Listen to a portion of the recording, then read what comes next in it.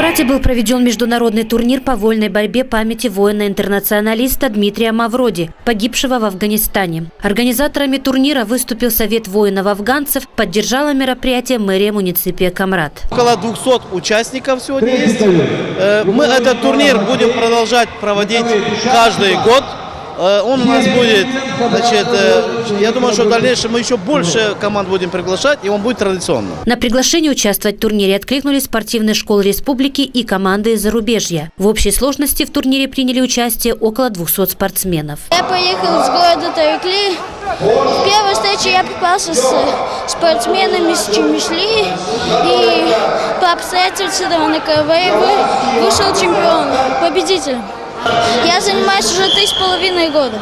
Мне очень нравится вольная борьба, так как она прибавляет не только силу, но и ум. Я занимаюсь этим видом спорта 1 год. И мне очень нравится бороться. Я болею за своего друга. Он борется сейчас из Чемишли, один мальчик. Он там молится.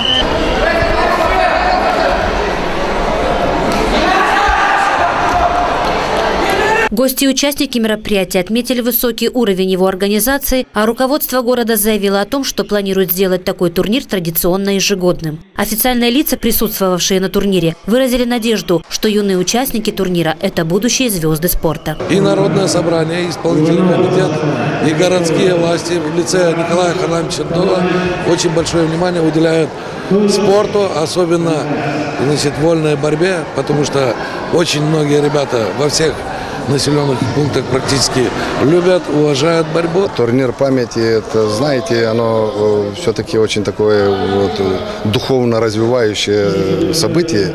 Поэтому с этой точки зрения я считаю, что такие турниры, они важны для воспитания людей, которые помнят тех, которые совершили в своей жизни подвиги. В зале спортивного лицея, где прошел турнир, начинали тренироваться ведущие спортсмены Гагаузии, чемпионы мира и Европы.